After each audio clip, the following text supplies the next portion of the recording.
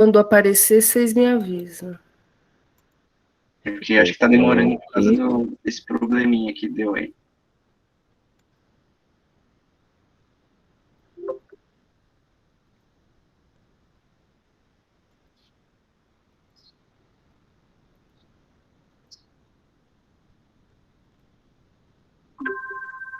Tá dando para ver?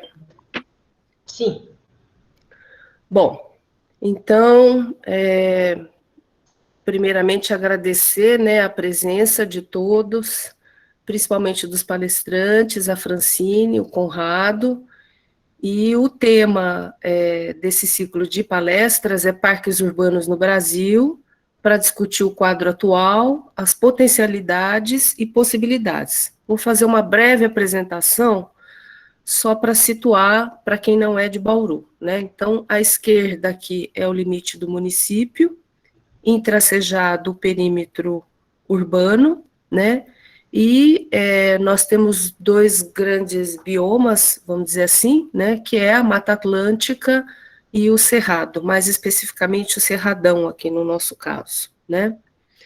A área urbana, o perímetro urbano, ele ainda tem uma característica bastante relevante, que dá para ver pela foto aérea, que nós temos vários fundos de vales ainda preservados. Muitos ocupados por leucena, mas a boa notícia é que a maioria deles estão ainda, em grande parte, desocupados. Aqui, só para localizar, a área da Unesp, onde se concentra a parte das 3 faculdades, e essa reserva natural, que é uma continuidade ao Zoológico, Jardim Botânico Municipal e o Hospital Lauro de Souza Lima, que é um dos grandes contínuos, assim, significativos de Cerrado no estado de São Paulo.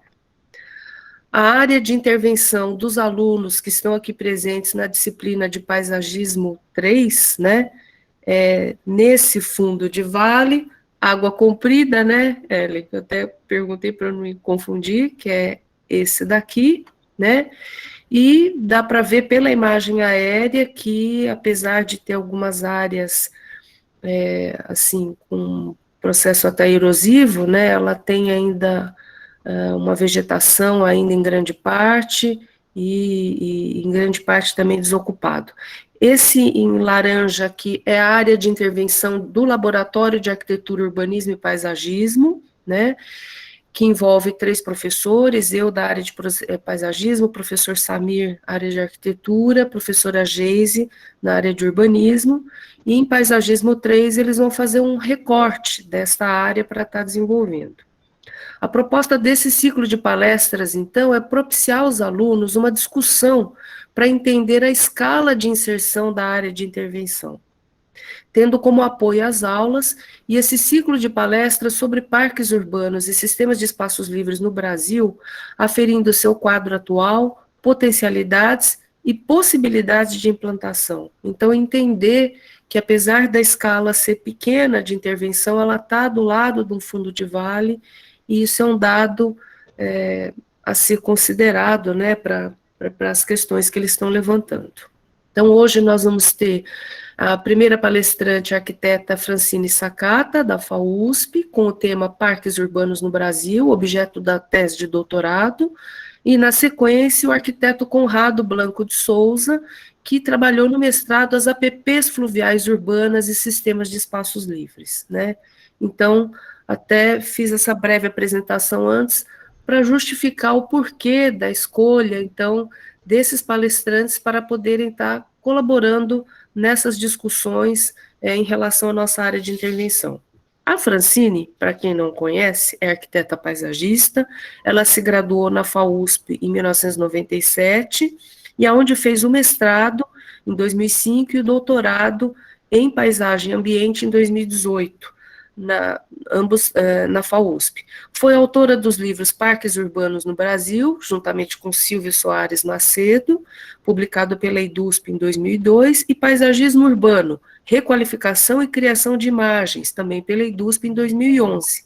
Atua como pesquisadora do projeto Coapá, CEL, uma pesquisa em rede com outras universidades que promove oficinas de planejamento urbanístico e paisagístico em cidades brasileiras. Desenvolve projetos de parques, conjuntos comerciais e residenciais pela NKIF Arquitetura da Paisagem e é membro da ABAP, Associação Brasileira dos Arquitetos Paisagistas, e professora da FAUSP desde 2018. Conrado Blanco de Souza, também arquiteto urbanista, mestre em paisagem e ambiente pela FAUSP. Integrou o laboratório Coapá de 2008 a 2015, quando concluiu seu mestrado, no qual aborda o papel das APPs fluviais urbanas na conformação do sistema de espaços livres das cidades brasileiras. Entre 2010 e 2012, atuou como arquiteto na NKF Arquitetura da Paisagem, participando do desenvolvimento de projetos de parques lineares para o município de São Paulo. Atualmente é arquiteto na Companhia Paulista de Trens Metropolitanos, CPTM, vinculado à Gerência de Gestão de Território e Regularização Fundiária, onde coordena o sistema RAIZ, Sistemas de Informações Geoespaciais da companhia. Obrigada mais uma vez pela presença de vocês, e agora com você, Francine. Obrigada, Marta, obrigada pelo convite, obrigada a todos. A apresentação que eu trouxe é um pouco samba do crioulo doido, porque eu quis juntar a experiência acadêmica com a nossa experiência prática e também algumas lições, mas não estou tão comprometida com o exercício, aliás, não estou comprometida com o exercício de vocês, então vão ter questões que, sei lá, por exemplo, questões de gestão e de manutenção, que são muito difíceis de tratar na universidade, mas eu quero deixar elas para vocês, no radar, para vocês prestarem atenção, seguirem prestando atenção e incorporarem na vida profissional.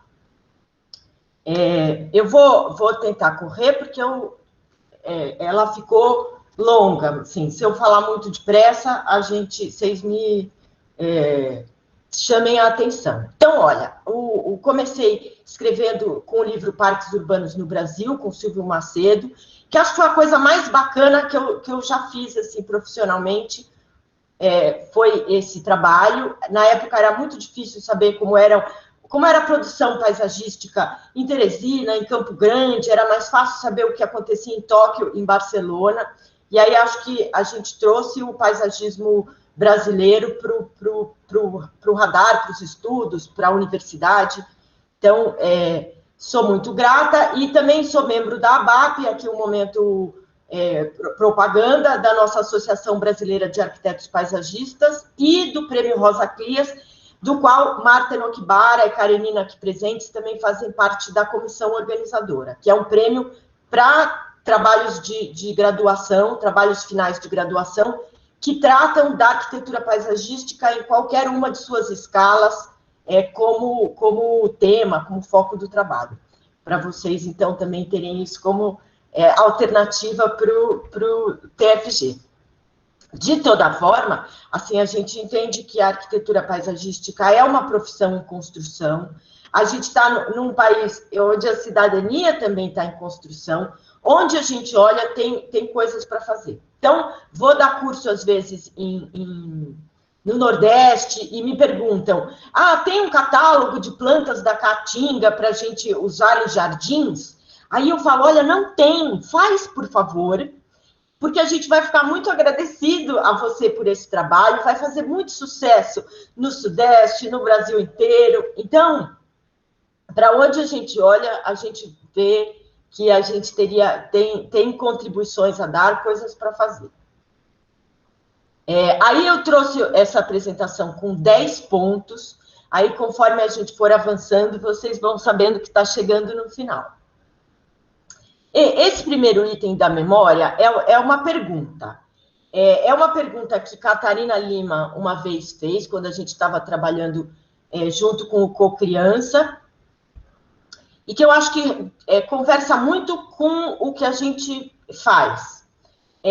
Eu queria que vocês vocês pensassem, cada um, 30 segundos, uma memória positiva da infância. Então, o que vem à cabeça? 30 segundos. todo mundo. Qual foi a primeira memória positiva da infância que veio à mente? Aí vocês escrevam no chat quem teve essa memória num espaço interno, assim, dentro de casa, quem teve essa memória num espaço externo. Escrevam, por favor, no chat.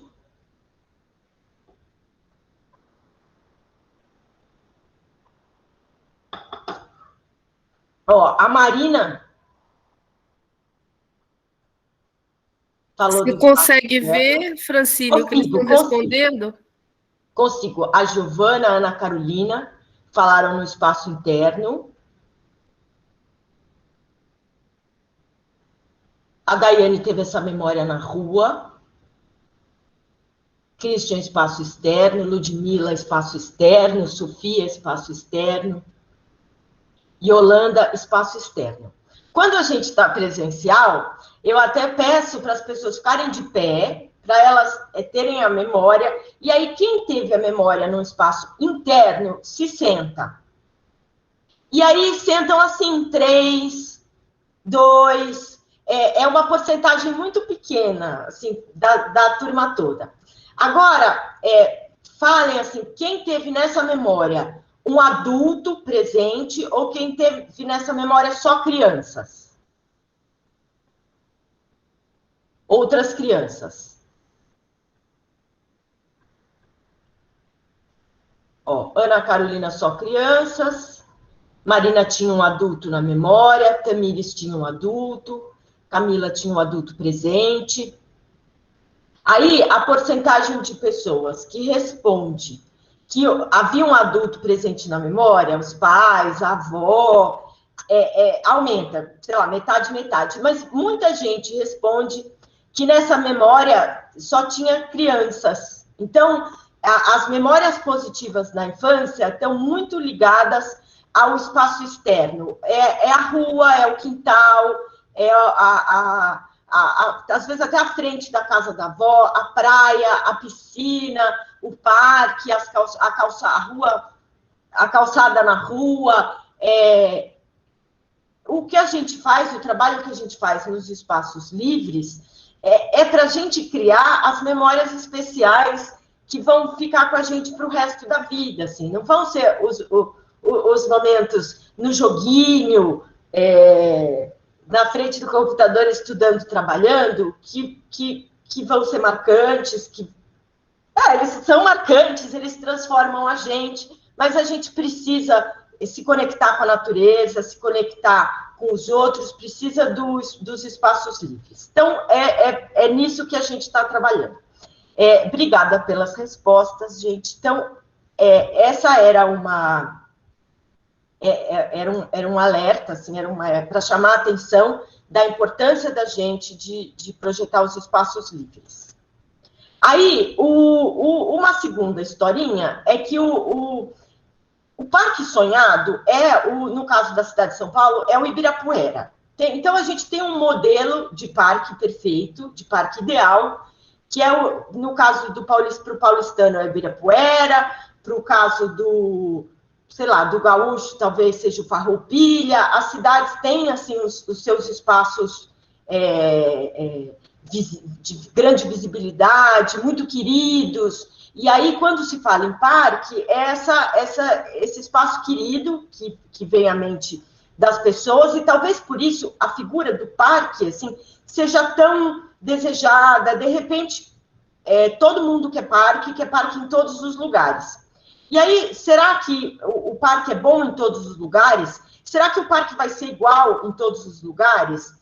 E não vai, assim, cada lugar tem condições diferentes, os lugares têm tamanhos diferentes, têm vocações diferentes, tem cidades em volta diferentes, e aí o tratamento pode ser diferente, ele pode ser progressivo, pode ser um começo de um parque que depois vai virar um parque maior. A gente pode também imaginar que ele pode ser implantado em fases e a história sendo escrita também pela comunidade, pelo entorno, junto com esse projeto. com esse projeto que é único para cada lugar. Aí, eu vou citar, então, o caso do Parque Raposo Tavares, em São Paulo, que é um parque, assim, que a gente olha, é um parque normal. Ele tem gramados, ele tem árvores grandes e bonitas, ele tem parquinho, tem crianças usando, mas ele não é o Ibirapuera junto dos jardins. Ele fica na Raposo Tavares, junto ao tecido urbano, assim, que tem muito diversificado e muito mais pobre do que o do Ibirapuera. Então, aqui, ó, tem o pessoal fazendo churrasco, tem as crianças jogando bola. Esse daqui é o terreno do Raposo Tavares. Aqui à esquerda a gente tem a rodovia Raposo Tavares.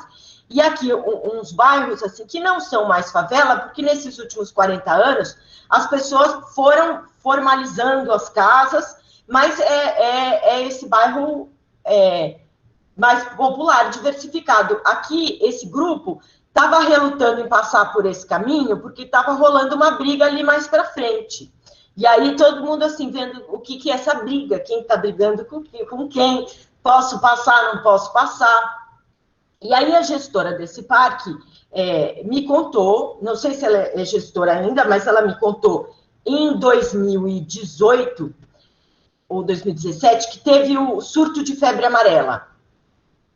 Ela falou que a prefeitura pensou fechar os parques, esses parques mais periféricos, porque a febre amarela estava relacionada com o mosquito.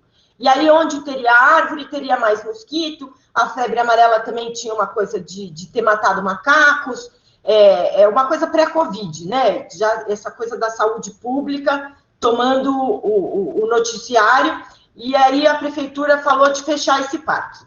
Aí a gestora do parque contou que ela foi ameaçada de morte por uns vizinhos armados, que se ela fechasse o parque, eles iam perder o lugar de passagem, das casas até o ônibus na Raposo Tavares. E se eles perdessem essa rota, eles seriam obrigados a cruzar uma comunidade vizinha, inimiga, e os riscos de vida seriam muito maiores. Então, o parque não poderia ser fechado, porque... E a forma de negociação com o gestor do parque foi essa de ameaçar, assim, um diálogo rústico. Mas o que eu quero dizer com isso? Que nesse lugar, o parque não tem só a função de lazer, do lazer ameno. Ele também é um lugar de passagem, ele é cidade. Então, não é que as pessoas não precisem dos equipamentos de lazer aqui. É que, além dos equipamentos de lazer, elas precisam de mais cuidados, assim, dos cuidados de ter as entradas, essas passagens, de uma melhoria na condição de vida, assim, que se o parque puder promover, tanto melhor, assim, uma melhoria na condição urbana geral, para que o espaço livre possa ser qualificado também, para que isso ande junto.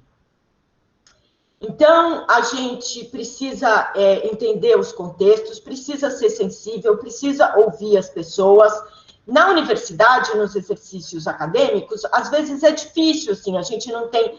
O semestre é curto, a gente não tem uma equipe, não tem dinâmicas para conversar com as pessoas, mas elas são muito importantes. Eu mesma achava que só ser sensível bastava, mas não basta, assim, a gente precisa ouvir o máximo de pessoas, e esse trabalho de escuta, ele também serve como uma jornada de engajamento, assim, de trazer essas pessoas para junto do projeto, para projetarem junto, porque só assim a coisa se realiza, se efetiva, tem durabilidade. E aí é o que eu falo, vocês devem ter mais história, muitos dos que estão assistindo, assim, mais histórias dessa prática difícil, mas que é muito importante para a gente, mesmo essa gestora desse parque, ela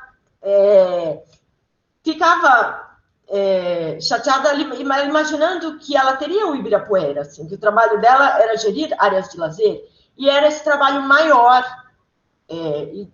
mais desafiador e, de certo modo, até mais importante. Então, para dar coragem e deixar vocês atentos, essa historinha. Aí, no doutorado, trabalhei com os parques criados entre 2000 e 2017. Assim, o que veio depois do lançamento do livro Parques Urbanos no Brasil, o que apareceu depois. E a gente já sabia que, numericamente, o número de parques tinha crescido muito. Mas muito quanto? Aí a gente contou, nessas capitais brasileiras, quantos parques novos apareceram. Então, por exemplo, São Paulo tinha 40, passou para 76. Belo Horizonte tinha 29, tinha bastante, porque nos anos 90, Belo Horizonte teve muito parque novo criado. Ganhou mais 33, passou para 62. Então, na média dessas cidades, o número de parques dobrou. As cidades litorâneas ganharam menos parques, mas, em compensação, várias praias foram qualificadas para o lazer, mas o número de parques não aumentou tão expressivamente. Agora, Goiânia, Campo Grande, Curitiba, Belo Horizonte, essas capitais do interior, São Paulo, e até cidades médias, Sorocaba, o número de parques aumentou muito. E como é esse novo parque? Esse novo parque, ele se parece com o parque anterior? Quais são as características dele? Aí a gente viu que, pelo tecido urbano, esses novos parques, eles não estão concentrados na área central e na área rica das cidades. Eles estão, numericamente, distribuídos pelo tecido urbano dessas cidades. Não homogeneamente, mas eles estão nas periferias, muitas vezes onde tinha remanescentes de mata a preservar. Então, esse novo parque, ele é muito ligado à questão ambiental. A justificativa da criação deles é ambiental. Ele não é mais justificado, assim, como o Léo vai falar aí disso, dos termos de compensação ambiental. Ele não é mais justificado como uma área para o lazer urbano, mas como uma área de conservação ambiental. A gente, naquele livro de 2002, entendia o parque como um equipamento de lazer de massa, equipamento de lazer urbano, que pode ou não estar associado à questão ambiental. E esse novo parque, ele tem a questão ambiental como a grande justificativa de sua criação. Mesmo quando ele tem bastante equipamento de lazer, ele tem bastante utilidade para o lazer de massas. A questão ambiental acabou no foco do discurso de criação, da justificativa de implantação dele. E aí muitos, eles são na periferia, eles são mais ambientais, eles são menos estruturados, assim, eles têm menos equipamentos, eles têm problema de manutenção e gestão, as prefeituras não estavam preparadas para esse aumento tão grande de trabalho. Então, até nesse momento agora, o número de parques deixou de aumentar e as prefeituras estão buscando se ajustar a fazer a manutenção e a gestão desses espaços que foram criados. E eu acho que esse vai continuar sendo um desafio por uns anos, inclusive um desafio para vocês, alunos. Vocês vão se formar nesse contexto, assim, de prefeituras precisando se equipar para fazer a gestão desses espaços livres, além dos centros expandidos. Então, o parque tradicional tem muito essa cara, esse é o Barigui, em Curitiba. O lago e tal. Aí, nos anos 80, Curitiba, por exemplo, criou uma sequência de parques temáticos. Esse é o Bosque Polonês, por exemplo. No Bosque Polonês, tem umas casinhas de colonos poloneses que estavam se desmanchando no interior do estado, foram desmontadas e remontadas dentro do parque. Então, uma é a administração, a outra é lojinha, a outra é um museu do imigrante polonês. Quer dizer, tem uma coisa, assim, são casinhas verdadeiras, mas tem uma cenarização, uma montagem aqui, uma tematização nesse parque. E, na verdade, isso foi feito num núcleo relativamente pequeno, e a grande parte restante do parque é uma mata com trilhas naturais. Esse trechinho é o trechinho de receber as pessoas, então essa é uma estrutura muito comum em parques com áreas ambientais a preservar. Um trecho de visitação mais intensa e uma grande área com matas, riachos e bosques, só com trilhas. Também é mais fácil de fazer a manutenção. Em Curitiba, então, a Universidade Livre do Meio Ambiente, essa coisa dos parques temáticos, o Bosque Alemão. No Bosque Alemão tem a historinha de João e Maria sendo contado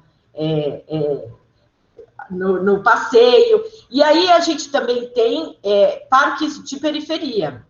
Esse daqui é um exemplo que eu trouxe por causa do Conrado, porque a gente trabalhou junto nesse projeto. A prefeitura estava empenhada em aumentar o número de parques, e o Rio Cabuçu de Cima não tinha uma área de APP, assim, tem a canalização e a cidade em volta. E aí a prefeitura se perguntou como é que a gente pode tornar essa área de APP uma área de parque, mesmo ela sendo um espaço urbano. E aí a gente foi chamado a redesenhar esse espaço, substituindo o asfalto e a rua tradicional por uma via de tráfego compartilhado, então mais para os pedestres e para os carros que fazem o acesso às casas, e aumentando as áreas permeáveis e valorizando essa massa vegetal. Isso daqui, aí eu trago esse exemplo para discutir assim, se de fato isso é um parque. Eu acho que não é um parque. Isso é a articulação de espaços urbanos, a articulação de praças, de caminhos de pedestres, desse entorno do rio, que ganhou o nome de parque porque a prefeitura não tinha um nome melhor para isso. Ela não pode chamar de articulação de espaços livres, urbanos, no bairro do Cabuçu de Cima. O nome parque, ele foi usado indistintamente para várias figuras urbanas, e periurbanas que não têm conotação, não têm característica de parque, não são parque. Eu assumi que se chamaram de parque, que seja, mas, de fato, morfologicamente, não são. Esse projeto, ele não foi executado, e eu acho que até faz sentido ele não ter sido levado adiante, porque para essa comunidade, as ruas, as calçadas, estão atendendo o cotidiano deles, eles têm alguma qualidade. Mas o projeto foi importante porque aí a prefeitura criou a lei, a figura da via compartilhada passou a virar repertório da prefeitura, e esse projeto foi usado como referência para outros projetos novos, em bairros que não estavam tão consolidados como esse daqui, e que podiam receber vias que fossem também espaços de estar, espaços para o caminhar do pedestre, mais a menos. Até não sei nomear quando isso aconteceu, mas o pessoal da Secretaria do Verde relatou para a gente que muitas vezes eles mandavam esse projeto como referência para ruas mais amenas, em lugares onde o espaço para o pedestre e para o carro não era suficiente. Então, aqui a gente tem umas imagens da situação existente e da situação projetada. Aí, esse piso colorido uniria as praças, olha, esse trecho na margem do córrego junta muito lixo, aí a proposta é que com a apropriação para o lazer, ele deixasse de ser um espaço de descarte, né, porque ele vira um espaço de descarte porque a população não está usando, ele não tem função, quando ele passa a ter um significado coletivo, a chance dele continuar sendo ponto de deposição de entulho diminui. Então, tenho muito carinho por essa proposta, que já na época achava muito louca. Então, é isso. A gente deve conversar com as pessoas, deve perguntar às pessoas. O diagnóstico pode ser encarado como jornadas de engajamento. Eu comentei sobre isso. Esse trabalho que a gente está desenvolvendo agora para o Recife é o Parque Capibaribe. De novo, o Parque Capibaribe não é um parque, é um conjunto de espaços livres ao longo do rio Capibaribe, que se deseja retomar como espaço das pessoas, como espaço de lazer, como espaço do rio. E aí se criou essa figura de planejamento, o Parque Capibaribe. E aí tem sido projetados trechos do Parque Capibaribe, trechos às vezes, muito pequenininhos, assim, que também não tem a dimensão de um parque, mas que associados, articulados, formam a ideia do Parque Capibaribe. Então, nesse caso do Parque Capibaribe, o parque não é um espaço físico que existe de verdade. Ele é uma ideia, ele é uma ação de planejamento para que a margem do rio seja entendida como um espaço bacana da cidade, não como fundos. E a gente está trabalhando no projeto de 2 trechos, no trecho do trecho Caiara, num bairro mais pobre e num bairro mais rico. E aí o pessoal do Cidade Ativa, a gente chamou, e eles fizeram várias dinâmicas nesse contexto de pandemia, assim, das pessoas responderem, colarem adesivos em painéis, onde elas estão, o que elas querem, das crianças desenharem, e aí, a partir do desenho das crianças, os pais falam, os pais participam. Então, houve uma série de estratégias que foram boladas para as pessoas não só responderem, não só darem informação, mas também para as pessoas saberem que a ação estava sendo planejada, ficarem atentas a elas, entrarem no grupo de WhatsApp e com isso se envolverem com o trabalho. Eu no começo achava que não ia fazer muita diferença para o projeto, essa ação, e hoje eu já acho que ela foi fundamental, que sem ela a população não ia estar do lado, a gente não ia conseguir aprovar o projeto na prefeitura, assim, por uma série de motivos, essas jornadas de engajamento foram muito bacanas, muito, muito importantes. E aí a proposta dos projetos, o que foi pedido para a gente foi ativar, foi trazer as pessoas para perto do rio. Aí a gente começou com esses croquis, buscando principalmente colocar bancos e mesas, que a gente viu que no Recife muita gente faz piquenique no espaço público, então trazer os bancos e as mesas, trazer áreas para as crianças brincarem, aí não necessariamente brinquedos, mas assim, morrinhos, uma escultura brinquedo, a própria arquibancada, a arquibancada que deixa aproximar do rio. E aí, esses foram os primeiros croquis.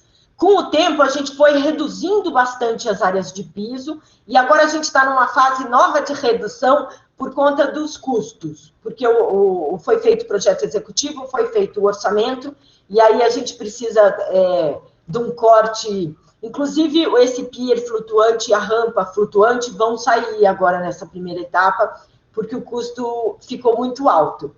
Mas a ideia de trazer as pessoas para perto do rio, isso está rolando. Então, essa é uma apresentação, é uma perspectiva do projeto. Aí, essa é a última versão que está entregue é essa. Vão sair, inclusive, essas coberturas também, por essa questão dos custos, e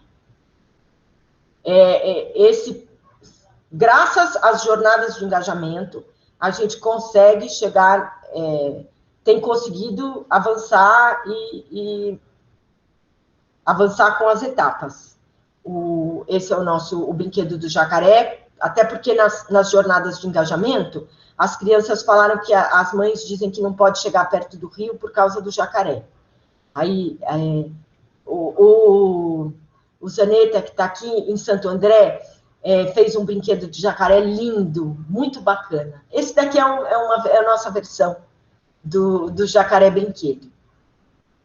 Então, uma forma de começar os trabalhos é essa, assim, conhecer as pessoas, receber as demandas, zonear e ir distribuindo essas demandas, tomando cuidado com o lugar, claro, mas pelo zoneamento do programa de atividades. Então, esse é um jeito de começar um projeto de parques. Uma outra coisa, um outro jeito de começar o projeto de parques, que eu acho bacana, é identificar o que existe de legal no lugar. Que pode ser, assim, uma coisa espacial, pode ser uma relação do casario com o terreno, pode ser a questão do relevo, podem ser vistas que existem, podem ser árvores que existem, podem ser até coisas que as pessoas já façam ali, as pessoas se encontram na esquina. Então, você identifica isso que já existe de legal no lugar e potencializa isso, trabalha a partir disso. Então, esse é um outro projeto que a gente fez para o Parque Leopoldinas Vilas Boas, e esse projeto é uma área em São Paulo, perto da Marginal Tietê, que já foi usada como área de tratamento de lixo, de área de reciclagem, área de receber lixo. Até a gente foi fazer o levantamento e ela lembra um pouco de Chernobyl, assim, que eu não conheço, mas que na minha memória as pessoas fugiram e largaram lá os papéis na mesa, os sapatos pelo chão. Ela é uma área central em São Paulo e, assim, abandonada, maluca, com umas corujas, uns lagartinhos aparecendo. E aí a gente achou que essa história do terreno, com esses galpões, era muito legal, e aí a gente falou, não, vamos derrubar esses galpões, que era o projeto. A gente propõe a derrubada de um deles, mas os outros, a gente fala, vamos reaproveitar como equipamentos de lazer, esse galpão podia virar uma quadra. Esse outro prédio, que era um prédio em concreto, com umas estruturas super bonitas, assim, que eram de receber lixo, assim, do caminhão encostar e aquilo escorrer, mas feito em concreto armado, muito legais. Podia virar o espaço dos Vilas Boas, aí esse desenho tem uma inspiração indígena por conta dos Vilas Boas. Esse outro espaço tem esses círculos, porque é nesse espaço que tinham essas rodas, esses cilindros para movimentar o lixo. Então, assim, identificar as coisas legais que existem no lugar e transformar elas no projeto é um jeito até muito bacana de chegar no cliente, porque os clientes adoram quando a gente fala assim, olha, você tem uma vista muito legal, que você pode aproveitar, você já tem um piso muito legal, uma família muito bonita, sei lá, assim, identificar recursos, riquezas, oportunidades no que você tem, para, a partir disso, criar um parque que é único, assim, criar um projeto que é único, assim, para aquele lugar, porque partiu das riquezas que aquele lugar tem. Então, essa é a dica 3. Esse desenho, para as massas de vegetação, a gente precisa pensar tridimensionalmente. Então, a gente fez as massas de vegetação desenhadas à mão, a partir de um desenho impresso no computador. Esse é um outro projeto que a gente entregou, esse foi executado. Foi executada uma parte.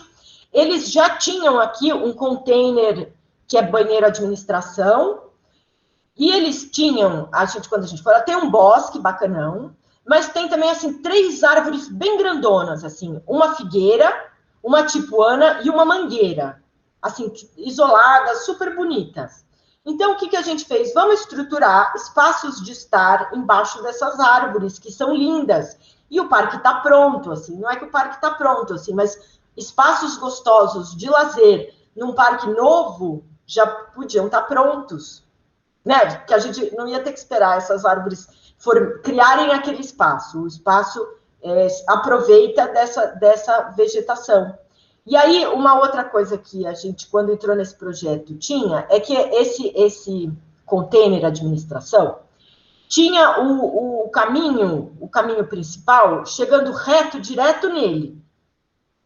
Aí a gente avaliou que esse caminho reto, assim, chegando direto no container, acabava criando uma perspectiva do tipo o Palácio de Versalhes para uma edificação que não é nobre no parque. Assim, eram os banheiros e a administração. O que é nobre no parque é o espaço livre. Então a gente pegou e desenhou essa curva no caminho para desviar assim a perspectiva do container banheiro. Aí colocou essa vegetação na frente, as palmeiras, pensou no plantio de arbustos. O caminho está executado, o plantio ainda não. Mas, assim, você continua vendo o container, mas ele deixa de ser o foco dessa perspectiva criada. E aí, aqui, uns espaços de estar, assim, os bancos dispostos a 90 graus, para dar para as pessoas conversarem de outros jeitos, não só os bancos em linha. E aí, vou mostrar mais esse projeto, que é o projeto do Parque Linear do Sapê. E aí, vou encerrar com ele. O Parque Linear do Sapê é um parque de periferia, junto do Córrego do Sapé, que foi feito pela Secretaria de Habitação em conjunto com a Secretaria do Verde. O projeto é do Grupo 4, mais Pessoa Arquitetos, e tinha gente morando em cima do córrego, foi feita a desapropriação, assim, a remoção, e as pessoas foram relocadas para o conjunto habitacional. Alguns trechos de favela sobraram, e o Rio hoje ele está assim. Isso é feio? Não é bonito, mas isso é tão melhor do que o que estava antes, com as pessoas morando em cima do rio e jogando o lixo da janela, que eu acho isso lindo. É um rio que já pode ser lido como um rio, não só como um canal de esgoto, assim, não um híbrido, mas ele já tem, ele respira, ele não tem gente morando em cima, ele não oferece perigo para quem está aí. Então, ele é o verdadeiro parque contemporâneo, assim, o parque brasileiro do século XXI. Ele é um parque na periferia, com muita gente usando, com problemas de gestão e manutenção, mas apontando para um futuro melhor. Então, aqui é a parte do conjunto habitacional, aqui é a parte que ainda restou como favela. A gente ainda tem muito lixo, as pontes assim mal acabadas, a construtora não fez um trabalho impecável, porque é na periferia.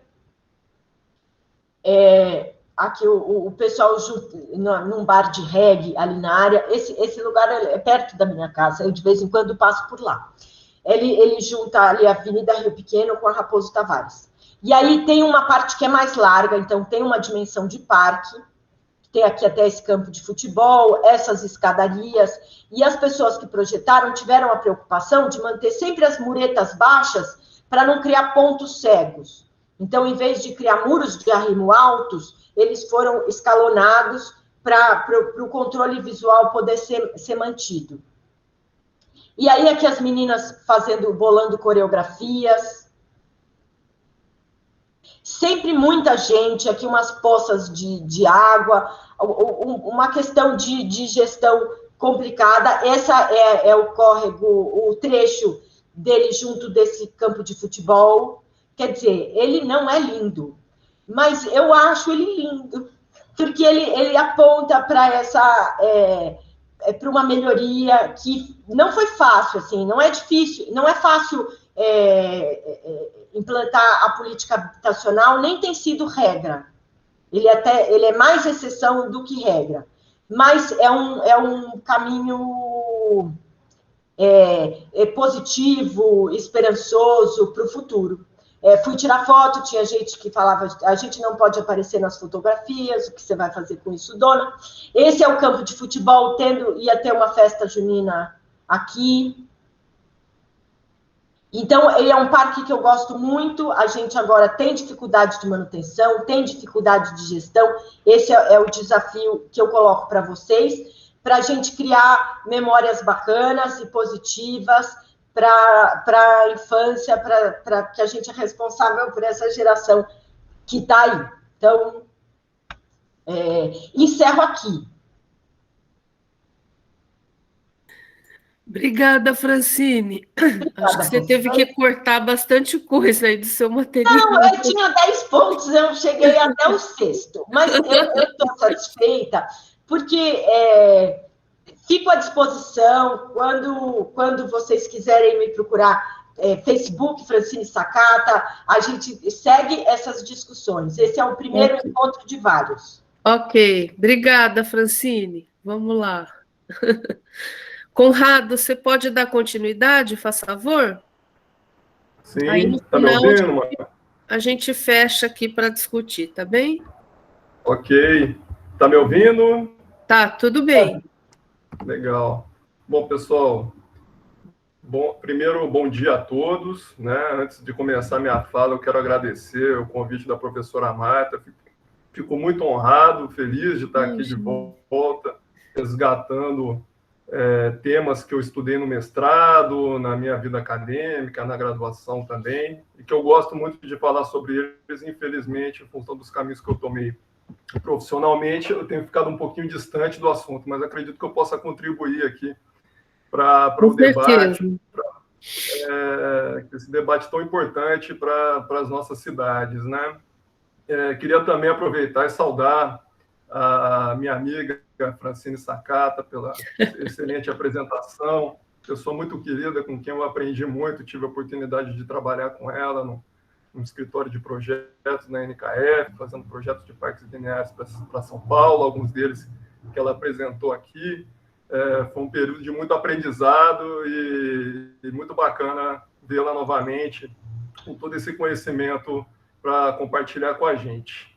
Eu vou, então, falando em compartilhar, vamos compartilhar a tela, né? Ok. Tela inteira, deixa eu ver. Estão vendo a minha tela? Aí, daqui a pouquinho. Deixa eu ver aqui.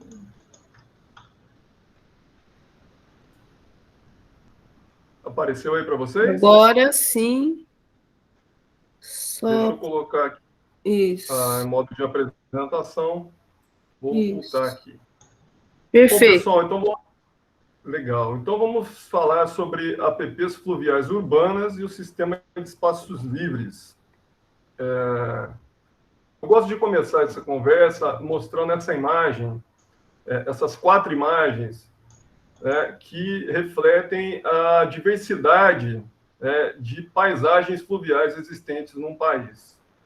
Quando eu estudei o meu mestrado, eu me debrucei sobre a APP fluvial, que é um dispositivo legal federal, uma lei federal, que um dispositivo que está dentro do Código Florestal Brasileiro e que se coloca de forma genérica, sobre uma imensa diversidade de contextos sociais, econômicos, culturais, de demandas de contato com as águas, enfim. E essas 4 imagens aqui, elas refletem um pouco dessa ampla diversidade, Então, o debate, alguns pressupostos para esse debate, eu começo por esse, discutir as áreas fluviais urbanas no Brasil é se debruçar sobre essa diversidade de um país continental, de proporções continentais, de um país que tem biomas diferentes, que tem padrões de urbanização muito distintos, dentro, inclusive, de uma mesma cidade, que tem portes de rios muito variados. É certo que a lei ela define as margens dos rios, eu vou falar um pouquinho dela mais à frente, em razão da largura, define as faixas de preservação em relação à largura dos rios, mas, tirando isso, ela não traz respostas a essa diversidade. Nós vamos falar um pouco disso aqui nessa apresentação. Uma questão também que é muito importante para abordar o assunto é entender que natureza e cidade não são estruturas apartadas entre si. Elas são partes indissociáveis de um território. Um território onde os processos ecológicos e hidrológicos eles vão acontecer, independentemente do quanto essa paisagem for modificada pela ação humana. Evidentemente, há uma perda de qualidade ambiental sobretudo pelos padrões de urbanização que a gente adota no Brasil, não só no Brasil, né, no mundo, mas aqui particularmente no Brasil, né, de supressão total, né, do suporte, né, da vegetação, remodelação do terreno, aterramentos, enterramentos de canais, né, tamponamentos de canais, melhor dizendo, né, e naturalmente, há um processo de degradação ambiental muito grande, há uma perda de qualidade ambiental muito grande nessas áreas. Contudo, os processos ecológicos vão se modificando, mas continuam acontecendo em alguma escala, né? E também parte do pressuposto que é preciso buscar uma coexistência mais harmônica entre os fatores urbanos e ambientais, né, que se recaem sobre essas áreas, e isso passa, naturalmente, pelas políticas públicas direcionadas à produção do espaço livre urbano, a produção do espaço livre formal, vamos dizer assim, né, porque o espaço livre ele também pode ser informal. Então, imagine a importância da nossa atividade, do nosso debate para o futuro das nossas cidades, né? Nós temos aí 80% da população brasileira vivendo, né, nas grandes cidades. A qualidade ambiental precisa estar nas cidades, ela não pode só estar no campo, né? E nós também estamos aí diante de um cenário de mudanças climáticas muito importante. E muito se fala na resiliência das cidades frente a essas mudanças climáticas, né, que em linhas gerais, né, vão gerar períodos de secas muito severos e períodos de chuvas torrenciais cada vez maiores. Então, pensar o sistema de espaços livres e as suas funções ambientais é algo que está na ordem do dia, né, e é fundamental para a nossa atividade. Bom, o que é uma orla fluvial, então?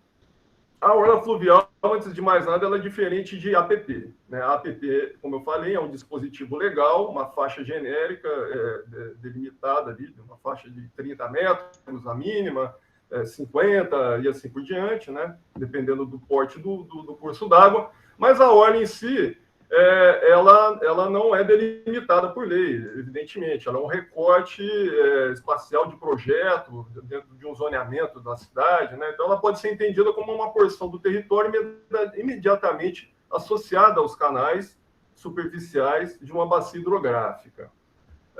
Aqui, algumas referências de delimitação de orla.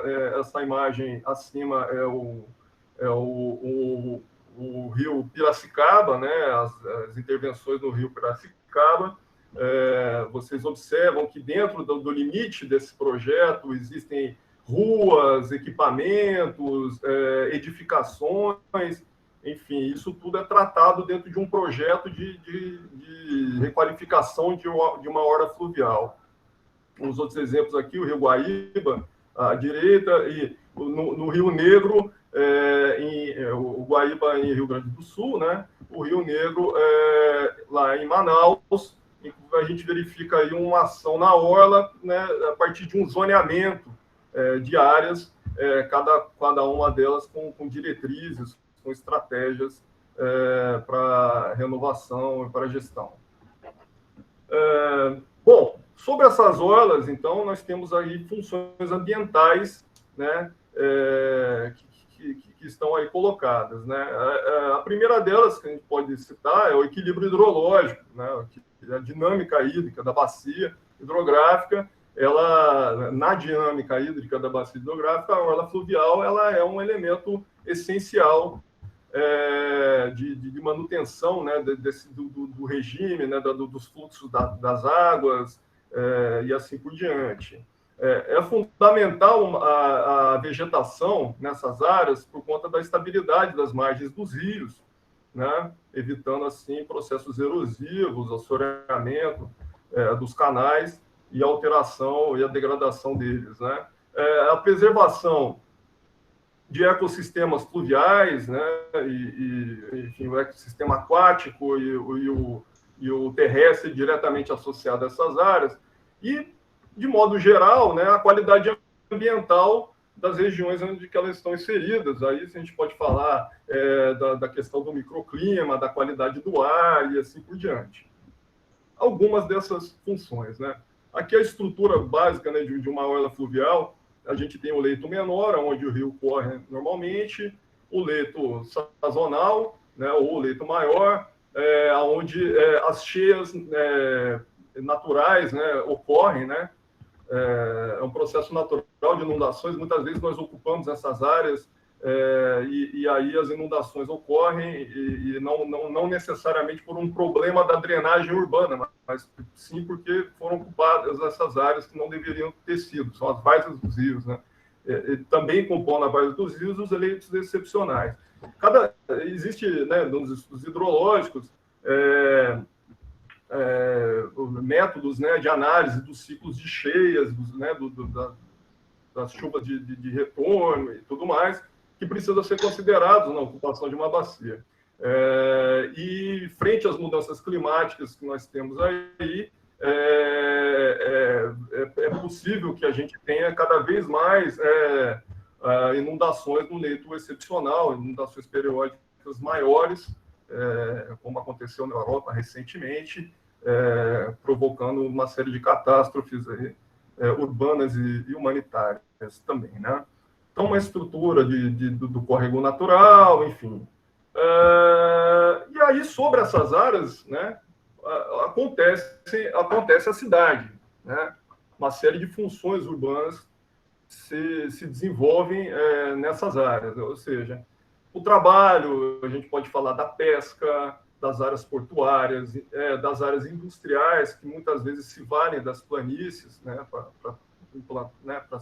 para serem implantadas, a mobilidade, tanto a fluvial, né, como no caso de Manaus, por exemplo, que é muito, muito importante. O Rio de Janeiro tem a sua balsa, nas áreas esclarinas isso é muito comum, então você precisa ter os pontos de contato nas orlas fluviais para poder atender essas demandas, até as avenidas de fundo de vale, que estão, né, numa prática muito saudável, mas ela é muito corrente no Brasil e estão lá, né?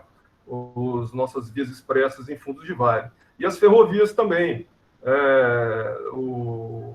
Eu até adiantando aqui, né, eu trabalho na CPTM, na ferrovia, e a gente, né, está implantado em fundos de vale por conta das questões, né, por conta da dificuldade que os trens eles não sobem rampas, né, muito inclinadas e tudo mais. Então, ao longo da história da ferrovias, elas foram implantadas em fundos de vale. Por isso que a gente tem uma série de problemas de drenagem. A gente intercepta todos os canais tributários do Tietê, do Pinheiros, do Tamanduateí, dos principais rios paulistas, e aí, quando chove, o sistema para e é um caos urbano total, né?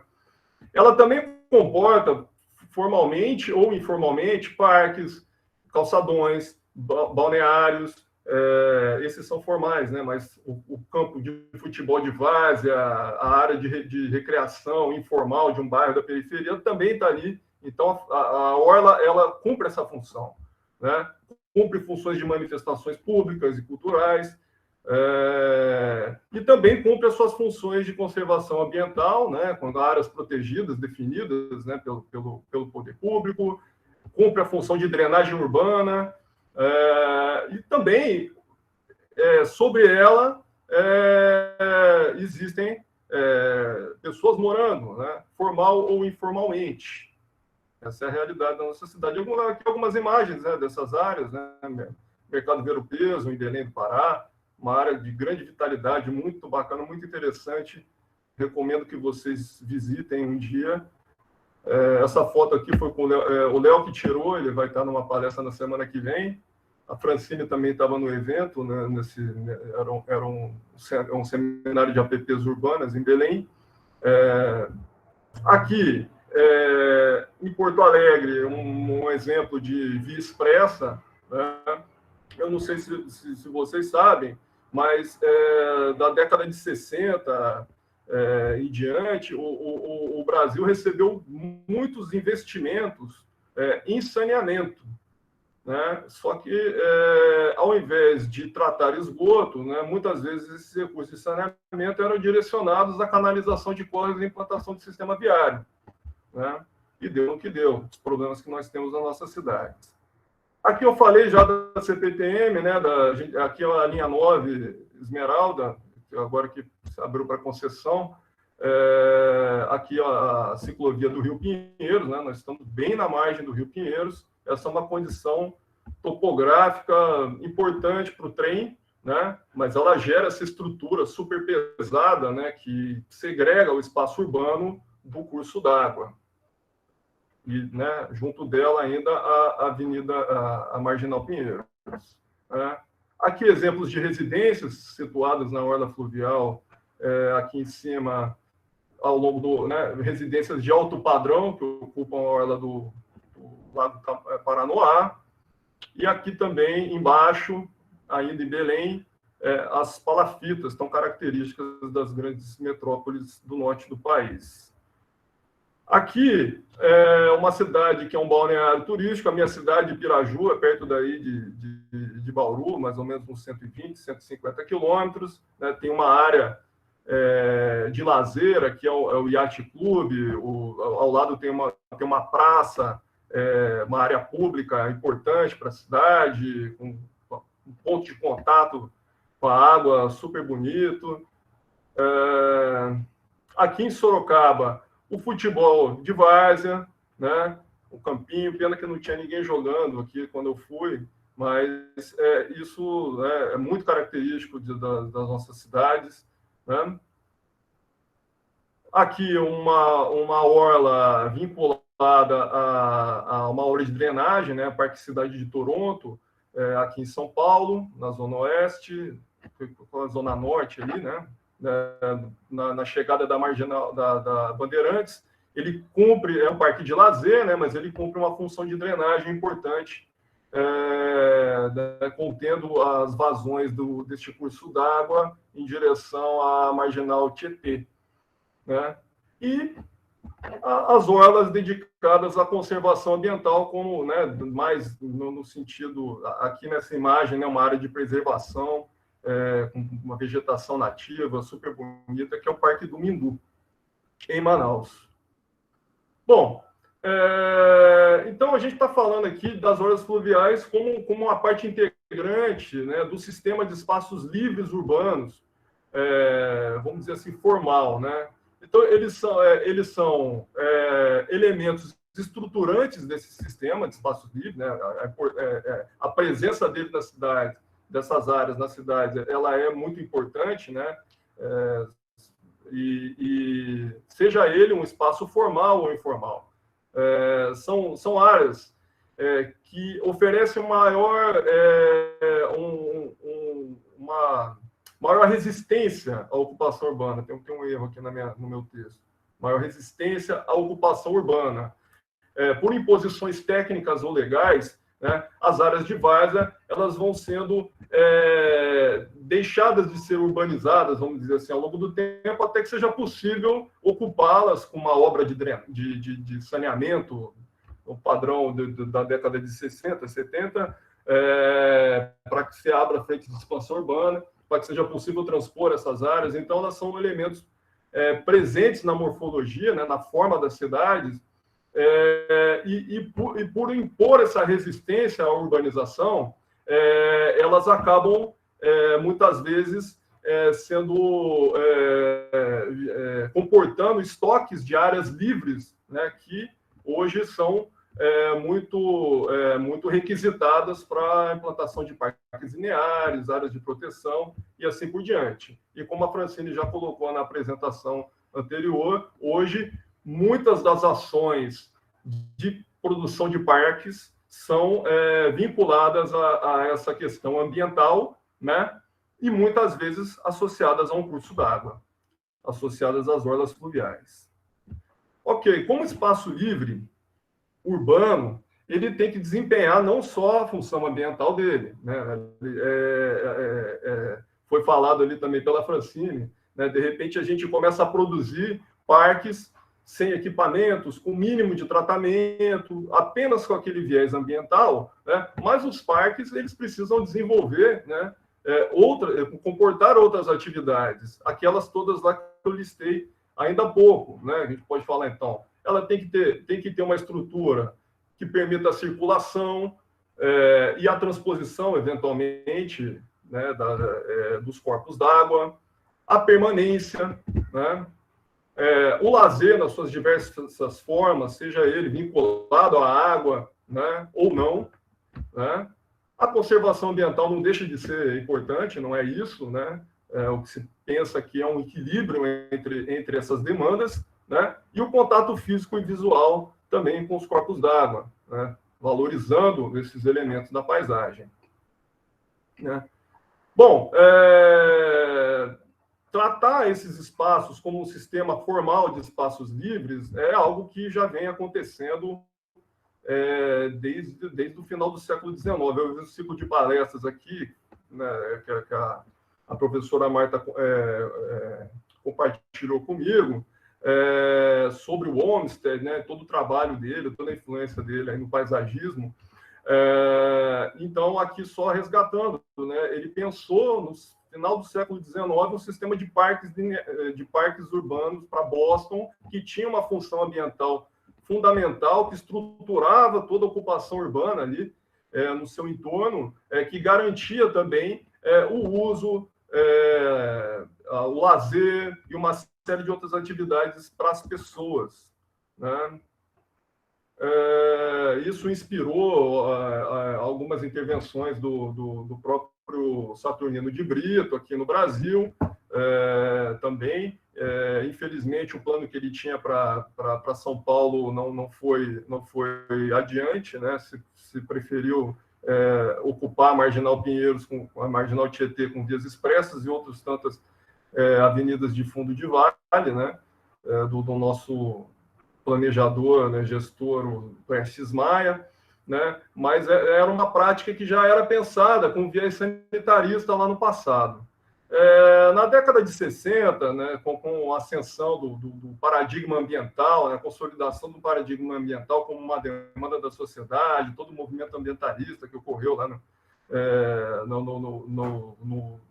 sobretudo no Canadá, nos Estados Unidos, em alguns lugares da Europa, e se difundindo mundo afora, alguns métodos, né, relacionados à ecologia da paisagem foram também se tornando referências para o desenvolvimento de projetos relacionados às bacias hidrográficas, né? Aqui na cidade de Toronto, um projeto importante, pegando o principal rio da cidade.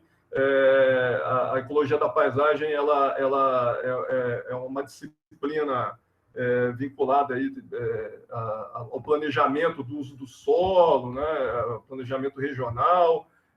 Muito interessante as referências que eles têm de mapeamento de fragilidades, de potencialidades, muito interessante e inspira as nossas atividades, né? Não podemos deixar de falar dos waterfronts, né, dos planos de requalificação urbana que ocorreram aí a partir da década de 80. São projetos que nem sempre estão vinculados a uma questão ambiental, mas que trazem a valorização da paisagem fluvial no seu conceito, né? Houve uma evolução das estruturas portuárias, né? Os navios ficaram muito maiores, as estruturas pré-existentes não conseguiam dar conta de atender esses navios, né? E aí algumas regiões, como Porto Madeiro, ficaram obsoletas. E aí, já mais recentemente, foram objetos de grandes projetos. Docklands aconteceu a mesma coisa também, né? Docklands, a imagem à esquerda de vocês, Porto Madeiro, a imagem direita de vocês. Aqui, né? Docklands, Porto Madeiro. São intervenções, muitas vezes, espetaculares, né? Projetos altamente sofisticados. Porto Madeiro tem uma ponte do Calatrava, arranha-céus em volta, enfim, tudo isso trazendo a água, né, para a cena urbana, né, valorizando o espaço, os corpos d'água e as orlas dentro do cenário urbano. Aqui embaixo, um projeto mais recente, muito interessante também, que é o Rio Madrid, que é um dos principais rios ali da cidade de Madrid, o Manzanares, né? E ele era como uma via expressa, né? Ele era como uma marginal Pinheiros, e aqui embaixo, né, dessa grande massa de vegetação, aqui passa uma avenida, uma via expressa. A via expressa foi enterrada, dando lugar a uma laje com todo um tratamento paisagístico super sofisticado que mudou totalmente a região ali. Um projeto bastante audacioso aí de engenharia e de paisagismo. Também tem as técnicas de infraestrutura verde, de drenagem urbana, né, quando você não trata, não necessariamente trata só a orla fluvial, né, mas pensando na drenagem, na microdrenagem da bacia como um todo. Esse projeto aqui embaixo é um projeto bem interessante do Rio Rhône, né, em Lyon, uma região que ela era uma orla já ocupada, né, já urbanizada, e foi feita uma intervenção aqui bastante interessante, né? Você vê que tem um piso drenante enorme, essa escadaria, né, que permite um convívio social, né, ela também pode ser inundada, né, parte dela pode ser inundada, já preparada para comportar as cheias dos rios. Então, a eficiência ambiental vai sendo pensada para essas áreas, e não só a conservação, né, de uma natureza pré-existente, mas uma série de técnicas de obras de engenharia estruturais que também vão garantir a eficiência ambiental e o equilíbrio hidrológico desses cursos d'água. Como que se dão essas intervenções nas bacias urbanas? Olhando aqui numa rede, né? As bacias, as intervenções, muitas vezes, quase sempre, são comportam ações isoladas, né? Há uma área específica que sobrou de uma urbanização, não foi ocupada, surge a oportunidade de se fazer um projeto ali e o projeto acontece, ok?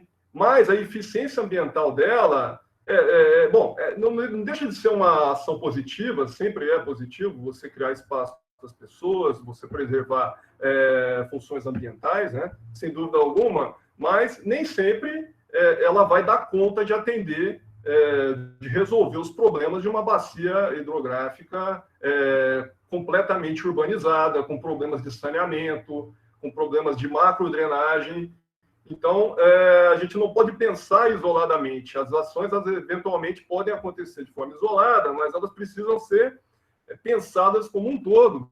E eu fiquei muito feliz com a exposição da Marta sobre a área objeto de intervenção de vocês, porque já vem uma leitura, né, do que é a área dentro do conceito, do contexto da rede hídrica e do sistema estrutural, vamos dizer assim, de espaços livres da cidade, né? Muitas vezes a gente não consegue atuar de forma abrangente, né, em todas as áreas, e é preciso atuar de forma incremental. Então, é importante, dentro do planejamento de uma bacia, se tenha a visão, né, do que são essas áreas, qual função que ela tem, o que está montante, o que está jusante, né, e, enfim, na medida do possível, construindo, intervindo nessas áreas, e buscando a eficiência ambiental e, lógico, a qualidade urbana que elas podem oferecer, né? E aí a gente tem, assim, os modelos de intervenção global, né, nas bacias hidrográficas, que é muito difícil de fazer, nem sempre tem recursos para isso, né, especialmente agora, né, nessa situação de crise financeira que o país está vivendo, o poder público sem capacidade para levar a cabo grandes projetos, né? mas esse aqui é o melhor dos mundos, né? Quando você tem recursos para fazer um planejamento numa bacia como um todo. Podendo ou não, o importante é ter a visão sistêmica dela, ok? Aqui eu falo, alguns exemplos, né, de ações, né, de planejamento, de projetos em fundos vinculados aí às guardas fluviais, fundos de vale, né? Curitiba tem uma referência super importante, né, uma referência em planejamento urbano para o Brasil e tudo mais. E aí, na década de 70, sob a gestão do Jaime Lerner, um arquiteto Jaime Lerner, um dos arquitetos mais influentes aí brasileiros, né, faleceu recentemente, foi pensado, né, um sistema de parques vinculados ao fundo de vale da cidade, né, vinculados à conservação ambiental, mas também trazendo os espaços de lazer, de recreação e tudo mais, né? E isso foi pensado, então, um sistema, né? Um sistema que foi sendo incrementado, né, ao longo dos anos através de ações pontuais, locais. Recentemente, ainda no final da minha conclusão do mestrado, estava sendo feita algumas ações num trecho mais ao sul da cidade, e de modo que, como é que vocês veem, de 1970 a 2010 não se concluíram todas as atividades, mas as áreas estão lá. Existe um estoque de áreas preservadas, existe uma política para preservação dessas áreas, eventualmente se muda de nome o projeto, por questões políticas e tudo mais, mas o município segue essa diretriz e, ao longo do tempo, constrói, né, esse sistema, vamos dizer, formal, né, de espaços que cumprem funções ambientais e urbanas importantes. Aqui também, né, Campo Grande adotou o mesmo modelo, até por uma consultoria da equipe de Curitiba, né? Hoje você tem ali um sistema sendo incrementado gradativamente ao longo dessas bacias, e há uma política para a preservação dessas áreas que garante a ação de médio e longo prazo. Um projeto global, vamos dizer assim, que também vai sendo feito através de núcleos, mas aqui já numa empreitada mais global de ação aqui, é o Prosamin, né? O programa de saneamento dos córregos e garapés de Manaus, da região de Manaus, da região central de Manaus. Essa região ela era tomada de palafitas, né? Uma rede hídrica capilar, super complexa de atuar, e houve, então, um projeto multissetorial, né, envolvendo habitação, foram mais de 21 mil famílias removidas, ações de saneamento, né, de implantação de coletor-tronco, ligações de esgoto, todo o trabalho de despoluição desses córregos, enfim, todo o trabalho urbanístico envolvendo tanto o espaço livre quanto o sistema viário e tal. Então, é um projeto muito interessante, né, que deu uma outra cara para a região central da cidade. Há uma crítica, que é um projeto higienista, né, porque boa parte dessa população foi removida pelos conjuntos habitacionais que ficam a norte da cidade, isso é verdade, isso é um problema, né, mas boa parte dessa população foi assentada no local, né? Aqui a gente vê a abrangência do programa. Eu tive a oportunidade de conhecer esse programa aqui, achei muito interessante. Agora, essa imagem aqui ela é interessante pelo seguinte: o projeto tinha acabado de ser feito, né? E vocês observam que não tem plantio aqui nessa área, né? Eu conversando com a técnica, poxa, não tem plantio aqui? Porque, assim, né, muita gente fica frustrada quando você inaugura uma praça e não tem árvores na praça. Tudo bem, elas precisam crescer, elas precisam de tempo. Mas aqui não havia nem mudas, né? E o que me foi dito pela técnica que me atendeu é que essa região, a população não queria que houvesse plantio por questões de segurança, né? Imagina, você deixa de plantar árvores, de criar bosques, zonas de sombra numa cidade que a temperatura média é extremamente alta. Eu tirei essa foto aqui com, sei lá, 38 graus, o sol do meio-dia, quase morrendo, enfim, uma visão da população local ali, só uma curiosidade, né? Mas o espaço está aí, está para ser ocupado pelas pessoas. Muita gente usa à noite, né? É engraçado você ver, você passava à noite lá, está todo mundo lá. De dia vocês devem imaginar por que não tem tanta gente aqui, né? Mas, enfim, uma ação bastante interessante. O espaço está aí com uma nova cena, um novo cenário urbano para Manaus. E aqui um exemplo de ações isoladas, né, que depois acabaram compondo um sistema. Sorocaba, quando eu estava no Coapá lá em 2008, 2010, a gente estava fazendo uma consultoria coordenada pelo meu orientador meu e da Francine, o Silvio Macedo, e a gente, né, estudando espaços livres na cidade, envolvendo inclusive as disciplinas de Coapá, de paisagismo e tal, e estudando potenciais, né, de uma forma ampla, discutindo o sistema de espaços livres. E a gente se deparou com algumas ações que eram vistas de forma isolada, mas que acabavam compondo o sistema, dentro dos fundos de vale. Não havia recentemente um plano diretor que já tratava a questão das APPs, uma área adicional das APPs, no caso de novos loteamentos e tal, mas é muito interessante ver como Sorocaba, de repente, percebeu no processo prático de implantar áreas, de aproveitar áreas remanescentes da cidade, como que é a constituição de um sistema, né, no sentido mais amplo, mais macro do planejamento, né? E hoje você tem ali vários parques vinculados à drenagem municipal. Bom, vou falar um pouquinho da legislação aqui, né, do Código Florestal. Tem um erro de digitação aqui, né? A lei federal é de 2012, não de 2021. A última, né, versão da lei. Ele é um dispositivo legal importado do campo para a cidade, né? Ele é uma lei bastante antiga, né? O Código Florestal data de 1965, ele estabelece a proteção dos corpos d'água. A função dele, portanto, não é atuar sobre o espaço urbano, mas sim proteger os corpos d'água ambientais, né? Proteger os corpos d'água sob um viés ambiental, né? Importante lembrar, né? APP, né, instituída no Código Florestal, você tem vários tipos de APP. Eu estou falando de APP fluvial aqui, né, que está relacionado às margens dos corpos d'água, mas a gente tem restingas, mangues, nós temos encostas de morro, tabuleiros, enfim, outros tipos de APP que muitas vezes estão associados às zonas urbanas.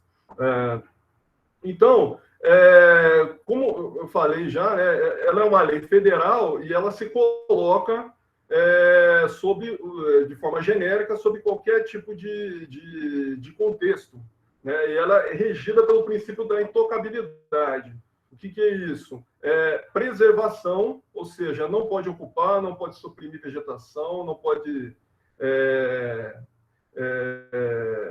implantar infraestruturas, né? É certo que a legislação ela propõe aqui só a faixa as faixas de preservação, né? Para a gente lembrar aqui, então 30 metros para cursos d'água menores, 50 de 10 metros a 50 metros de largura, tal. Podemos chegar até 500 metros em cursos d'água muito grandes, ou seja, Belém do Pará e Manaus. Se você levar a ferro e fogo a legislação, você está colocando o centro da cidade, o centro expandido da cidade dentro da zona de APP, né?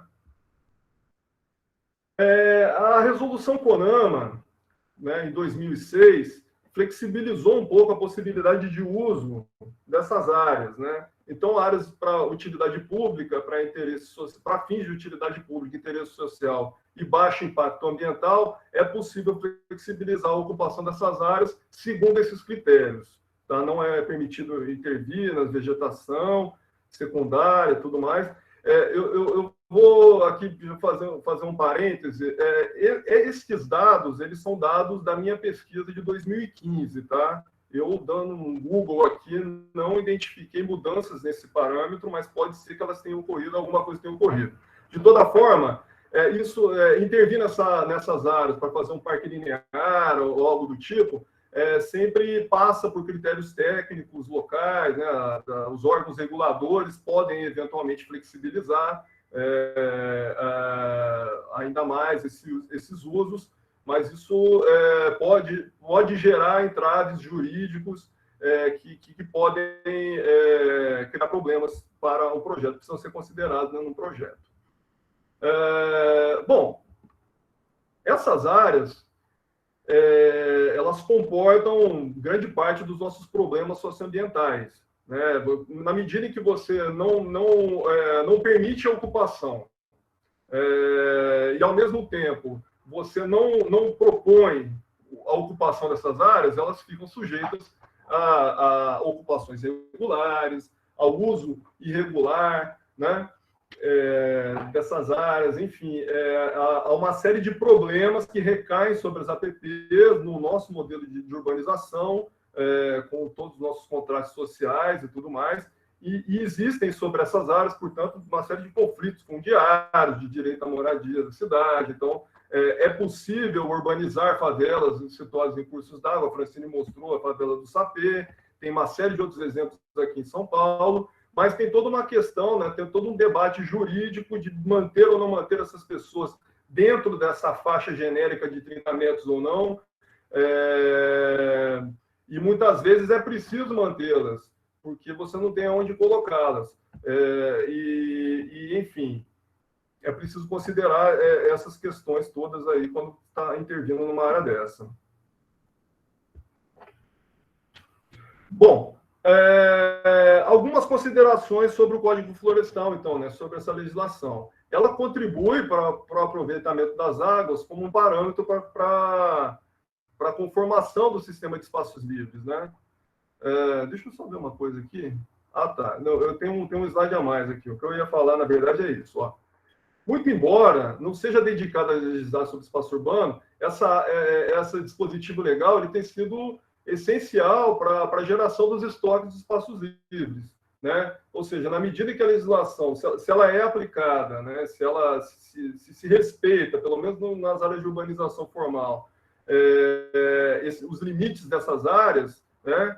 Vai se gerando ao longo do tempo um estoque de espaços livres super importante que hoje vem sendo aí, gradativamente vem sendo objeto de intervenções, de parques e tudo mais. Então, o dispositivo legal que não é vinculado diretamente à produção do espaço urbano, né, ele acaba deixando esse recurso para a gente, né? E aí os municípios acabam adotando a APP como uma área de preservação por conta de uma força por força da lei, né? Enfim, a gente tem áreas para poder trabalhar, desenvolver espaços para as nossas cidades, espaços livres para a nossa cidade. Mas a aplicação dela por si só não resolve os problemas, né? Porque é preciso olhar para elas com um olhar de projeto, de planejamento. É preciso dar sentido urbano para essas áreas. É preciso dotá-las de alguma infraestrutura, trazê-las para o espaço urbano, permitir que as pessoas se apropriem dessas áreas para que você cumpra, então, a função dela enquanto espaço livre, né? E isso é fundamental para a própria proteção ambiental delas, na medida em que você, formalizando uma orla fluvial como uma área de lazer, ela não vai ser invadida, ocupada irregularmente, degradada e tudo mais, né? Então, a legislação ela não é nem o papel dela resolver esses problemas. Então, aqui, o tratamento dessas orlas, ela demanda planejamento, ela demanda projeto, ela demanda o nosso ofício, a nossa atividade de arquitetos, paisagistas e dos demais atores que nos auxiliam no desenvolvimento desses espaços. Bom, pensando nisso, né, eu tentei criar no meu mestrado alguns critérios de análise dessas orlas fluviais urbanas. Eu vou compartilhar aqui algumas coisas com vocês. Criei esses critérios a partir desses pressupostos, né? Primeiro, é preciso considerar uma diversidade ambiental e urbana. Nós não estamos falando de APP, elas não são iguais nas cidades brasileiras, já foi dito, né? É preciso considerar que as APPs dentro de uma cidade, né, ou as orlas, né, dentro de uma cidade, elas vão apresentar estágios de conservação ambientais diferentes, né? Naturalmente, né? Você tem áreas mais degradadas, menos degradadas. É preciso sempre olhar essas áreas numa abordagem interescalar, né? Da escala local à escala urbana, né? Intraurbana, e até regional, né? E de uma forma sistêmica, entendendo como a bacia funciona, né? Sua dinâmica, para que as suas ações sejam efetivas, né? E é preciso dar diferentes respostas para diferentes contextos, sem dúvida alguma. Então, como eu tinha falado, né? Toda bacia urbana tem uma área totalmente preservada, né? Pode estar normalmente está fora do centro da cidade, né? Dificilmente você tem um bosque desse dentro de uma área já mais consolidada de ocupação antiga, né? Uma área parcialmente preservada, né? Aqui, no caso, você tem uma margem está totalmente ocupada, mas você tem grandes áreas ainda no entorno para poder atuar, né? E situações que são totalmente antropizadas, né?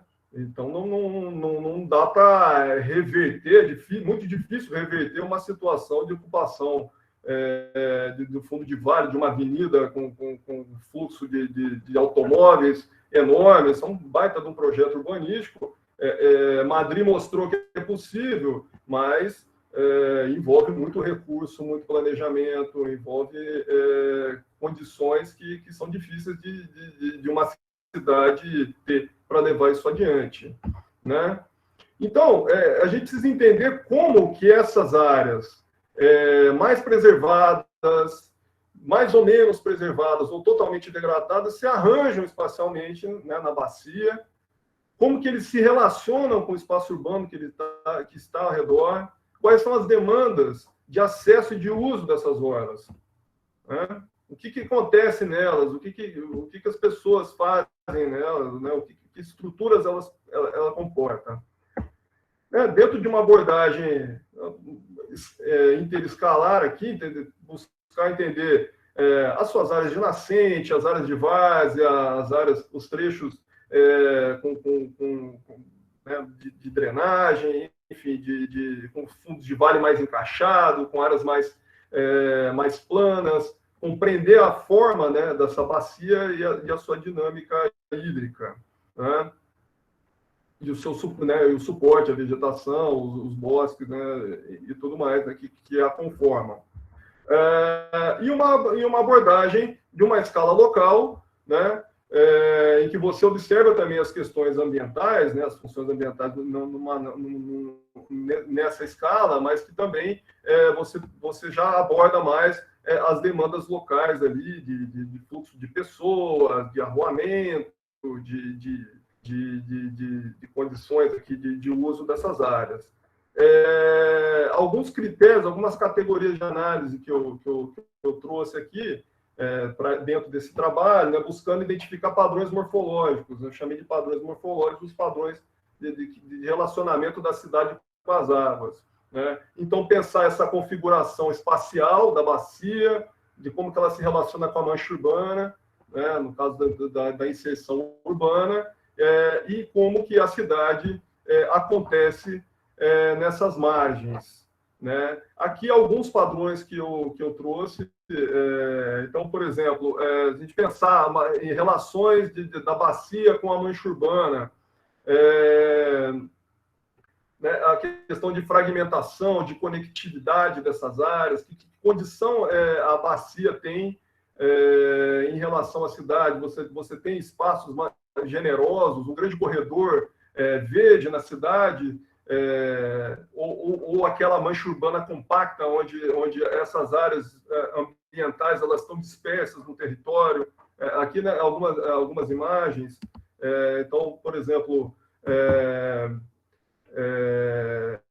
BH, você tem uma mancha urbana bastante compacta, tem uma organização dispersa um pouco, né, no entorno da cidade, mas a gente observa poucas condições de se implantar um corredor sem fazer uma grande intervenção urbanística de remoção de favelas, remoção de edificações, de avenidas e tudo mais, né? Condição diferente de Campo Grande, que a gente já falou, uma condição de urbanização dispersa que acontece, né, um processo que está acontecendo já há algum tempo no Brasil. A região de Campinas é muito formada por isso. Né, você tem grandes interstícios, né, de áreas vegetadas, grandes áreas que vão sendo ocupadas. Então, você tem uma condição totalmente diferente de se trabalhar como em relação, por exemplo, ao centro de São Paulo. Né? Pensar APP, a gente precisa pensar essas diferenças, né?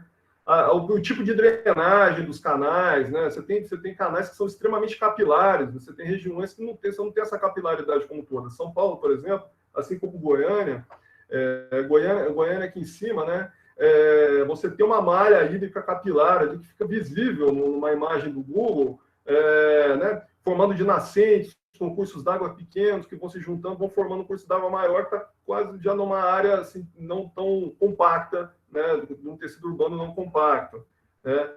Outras regiões, você tem uma drenagem menos capilar. Eu vou acelerando aqui um pouco, a gente está se aproximando do meio-dia. Né? Então, padrões de configuração espacial também, os trechos da bacia, como eu falei, onde que essas estruturas da bacia hidrográfica acontecem. Aqui o porte das áreas, né? Você tem áreas, grandes fragmentos que vão cumprir uma função ambiental de uma forma muito diferente de pequenas áreas, como, por exemplo, aqui a Francine deve lembrar desse projeto aqui, que é o Água Podre. Eu participei com a NKF de uma parte desse projeto, né? E aí você fala de APP numa situação dessa, né? Eu tenho trechos aqui que não cabe nada, né? De uma margem para outra, da área de intervenção e não do curso d'água, eu tenho menos do que a APP. E eu tenho outras áreas que eu tenho um pouco mais, tenho um porte e uma condição melhor de se trabalhar. Né? Inserção urbana, falando aqui também, né, de como que se relaciona com o centro da cidade, com a periferia, também considerar os tipos de tecido urbano, que a gente tem tecido urbano extremamente compacto, com poucas áreas de absorção de água espalhadas pelo tecido, os tipos de arruamento, né, ou melhor, como você tem já numa escala local o ponto de contato da cidade com as águas, né? Muitas vezes ela está em fundos de lote, né? Os cursos d'água estão em fundos de lote, estão escondidos da cidade, né? E ocupados por habitações formais ou não. O desejável é que você tenha uma via pública, de preferência não uma via expressa, né?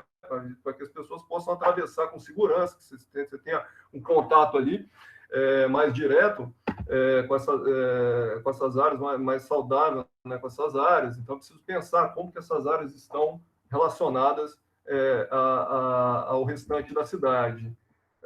Finalizando aqui, e o tipo de contato, pelo tipo do canal, né, como que ele se relaciona, né, se ele está numa margem do rio só, se ele está se ele corta a cidade, e aí envolve a questão da transposição, né? Piracicaba, por exemplo, tem cidade dos dois lados do rio, né? Aqui em Belém do Pará, a imagem à esquerda, tem um oceano, né? Quase que praticamente não é um rio, né? Então eu tenho uma outra condição, um outro tipo de contato com a água, até pelo porte do canal e pelas atividades que esse canal pode ofertar para a população. Enfim, fechando aqui agora, a gente precisa, para avançar nesse debate, né, e produzir espaços livres com essa qualidade que a gente está discutindo aqui, revisar, né, parar de pensar pontualmente e olhar sempre a macro escala para poder atuar de forma pontual e revisar visões pré-concebidas de que o meio ambiente na cidade, né? Eu digo, assim, não vamos pensar que uma pequena intervenção vai resolver todos os problemas, né? Talvez às vezes a gente quer preservar uma área e não quer colocar nenhum tipo de equipamento nela, porque vai intervir, vai impermeabilizar, enfim. Não, a gente precisa pensar o que aquela área realmente pode oferecer para o sistema, né? A gente precisa sempre considerar as condicionantes locais de uso, né, que são colocadas aí em contextos socioeconômicos, culturais, funcionais, e assim por diante. Não tem receita de bolo. O espaço livre que eu faço em Sorocaba não vai ser o mesmo que eu vou fazer em Manaus, não vai ser o mesmo que eu vou fazer numa cidade, na minha cidade natal, Piraju. São contextos diferentes, são realidades diferentes, são dinâmicas ambientais diferentes e urbanas também. Enfim, viabilizar ações abrangentes sempre, né? Se não ações de curto, médio e longo prazo, que sejam, né? E sempre multifuncionais, multissetoriais, né? O espaço livre ele tem que comportar várias ações, não pode ser só uma área de conservação, ele tem que cumprir outras funções, ele pode ter o seu zonamento interno, e aí você delimita melhor isso, mas ele, como um todo, tem que cumprir outras funções, e são atividades que têm que ter tem que ter uma abordagem multissetorial, né? Tem que envolver a política habitacional do município, a política de saneamento, a política de mobilidade e assim por diante. E isso, particularmente, é muito difícil aqui na nossa gestão, na gestão pública no Brasil. Articular os setores é algo muito difícil. Muitas vezes você consegue uma primeira reunião, uma segunda reunião, todo mundo está disposto a trabalhar junto, mas é difícil tocar agendas entre as diferentes pastas, e isso a gente precisa superar. É sempre pensar políticas de médio e longo prazo, né? Ainda que hajam ações presentes, ações imediatas, são muito bem-vindas, são necessárias para a coisa começar a acontecer, né? Mas a gente tem que olhar para frente, a gente tem que olhar o que vai ser dali a 20 anos e como é que você vai proteger essas áreas até que você consiga viabilizar essas ações, né? E só aplicar a lei, evidentemente, não resolve o problema, né? E construir critérios técnicos e metodológicos referenciais para o planejamento e para projetos nessas orlas. E isso, sem dúvida, já é feito, já está sendo feito em todo o debate acadêmico. Muitas prefeituras, secretarias, né, têm referências, o mundo tem várias referências, e essas referências elas precisam estar disponíveis, né, principalmente para os municípios menores, né, que não têm quadros técnicos, não têm recursos, enfim, a gente precisa difundir e colaborar para a construção desses critérios. E aí, a partir disso, eu vejo que a lei da APP ela passa a ser algo que talvez não faça tanto sentido a aplicação dela na cidade. Hoje, ela é muito importante, a gente não pode abrir mão de aplicar a lei de APP, porque nós não temos nada para colocar no lugar. Mas se ela não atende à demanda da cidade, efetivamente, algo precisa ser construído. Uma política para produção de espaços livres associados às zonas fluviais precisa ser construído, e esse é papel nosso, é papel dos arquitetos. Principalmente, né? Não só, mas principalmente. E com isso eu encerro a minha apresentação. Ok? Muito obrigado. Obrigada, Conrado. Obrigada. Você já respondeu. Você já respondeu uma pergunta que eu ia fazer aqui, que eu tinha começado a escrever e parei. Eu falei assim, Conrado, os dispositivos legais em relação às APPs têm, de fato, contribuído para a instalação de sistema de espaços livres? Né? Eu acho que você colocou no meio da sua palestra, dizendo assim, olha, se a gente já tem esse dispositivo legal, garantindo um estoque de áreas verdes, já é um grande passo, né? Mas ela, de fato, está contribuindo mesmo para as áreas urbanas, no sentido de incrementar uma rede de espaços livres, ainda está garantida a área, mas o uso ainda e a efetivação da incorporação disso para as cidades ainda está em discussão, e aí realmente é o que você falou, tem que ter essas ações abrangentes, multifuncionais e multissetoriais, né? E aí a contribuição do arquiteto e de toda uma rede de profissionais envolvidas é fundamental nisso daí, né? Então, exatamente. Já retiro minha pergunta, porque você já respondeu. Okay. Queria colocar aqui uma pergunta para a Francine. Bom, primeiro agradecer demais, né, a colaboração de vocês, porque eu acho que a gente está tendo muito aqui um lado da teoria e principalmente das práticas de intervenção no espaço urbano, né? Os alunos geralmente têm muito essa parte teórica da história, mas, assim, efetivamente, o que está se conseguindo fazer, né, efetivamente nas cidades? Eu acho que isso está sendo essa grande contribuição de vocês.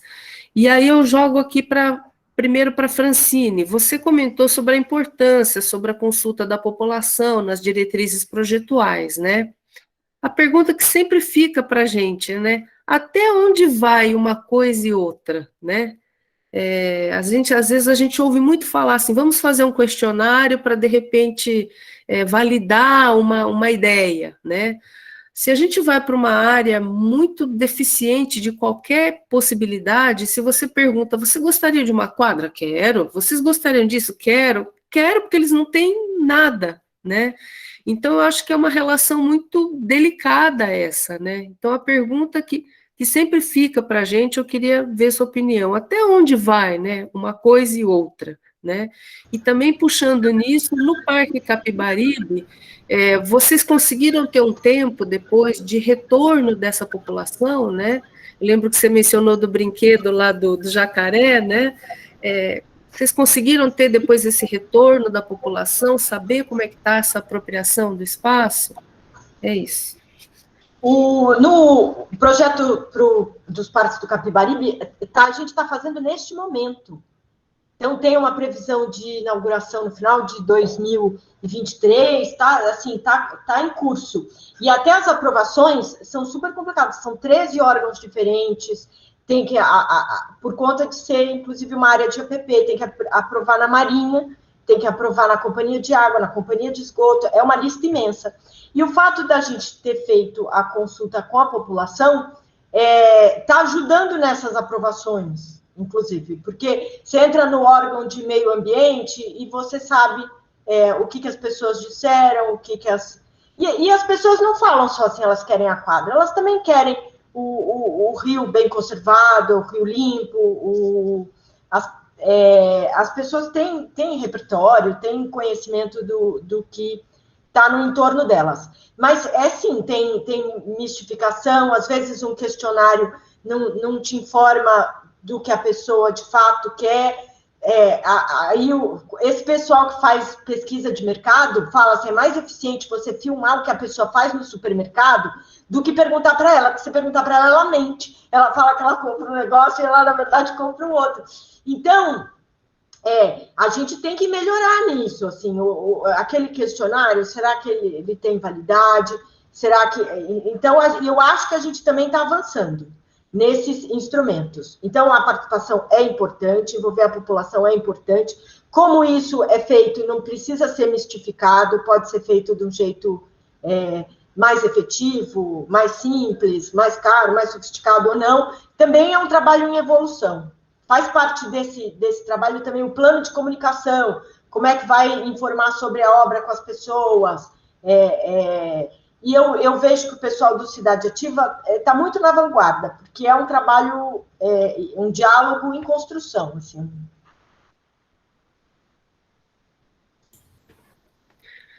Conrado, se alguém... Pessoal quer colocar alguma questão abertamente ou pode mandar pelo chat? Zaneta, não sei se está aí, Jeane. É meio-dia e o pessoal quer almoçar. Eu mandei a apresentação e eu fico à disposição, Marta. Ok. Pessoal, alguma questão? Os alunos, que estão a maioria aqui presentes, eles são do segundo ano. Primeiro semestre do segundo ano. Eles estão, vamos dizer assim, se aventurando agora no projeto. Então, acho muito legal trazer essas referências mesmo de projeto, porque é o que eles estão ainda absorvendo, né, para trazer enquanto dado para o projeto. Então, acho que isso foi fundamental. Eu queria fazer uma complementação na questão do Conrado. Vocês mencionaram de projetos com diferentes larguras, né? E pela legislação, as pessoas tendem a preservar o mínimo possível, né? Aqui em Bauru, a gente vê até pela largura que tem e a profundidade, as áreas são muito maiores, mas são áreas bem declivosas. E aqui, eu não sei se isso, até a Francine também, não sei se vocês chegaram a ver isso, mas aqui na região, eu não sei se é em todo o Brasil, isso eu não sei, mas na região, o que predomina nas notas massas ciliares é a leucena, né?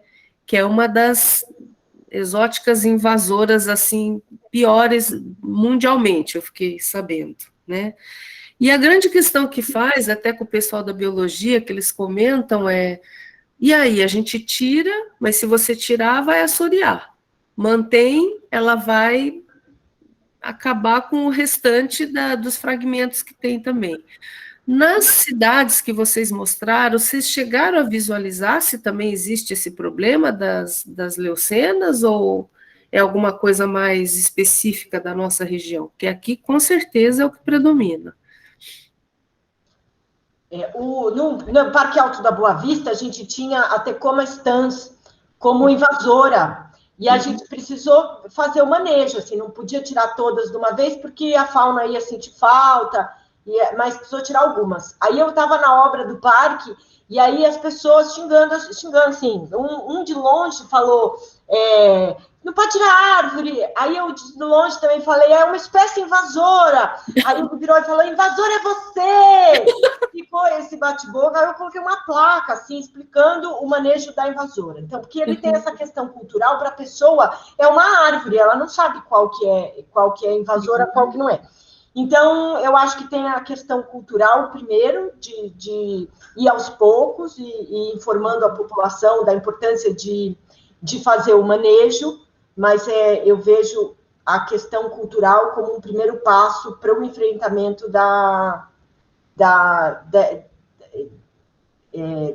desse manejo necessário. Ok. A Jane está aqui parabenizando os palestrantes, muito boas apresentações, exemplos práticos que nos levam a refletir como melhorar nossas cidades. Conrado, nas suas andanças que você mostrou, também, não sei se vocês chegaram a tentar isso, eu não sei se Belém também tem esse problema das leucenas, das invasoras. Olha, Marta, eu não cheguei a tratar dessa questão especificamente, né? O meu trabalho ele sempre foi mais na macroescala do que na microescala, né? E eu não tenho relatórios, apesar de ter tido acesso a relatórios de vegetação e dos demais estudos, das demais disciplinas aí, ambientais que subsidiam esses projetos, eu não tenho a memória dessa questão. Mas eu tenho uma experiência na NKF, né, na época da Francine, que a gente, lá no Parque Cabo Sul de Cima, tinha um ranking de figueiras. Figueiras também são invasoras, não sei se a Francine se lembra disso. E além de serem invasoras, elas são árvores muito agressivas, a rede dela é muito agressiva em relação ao arruamento, né? E eu me lembro que numa primeira versão a gente arrancou um monte dessas árvores.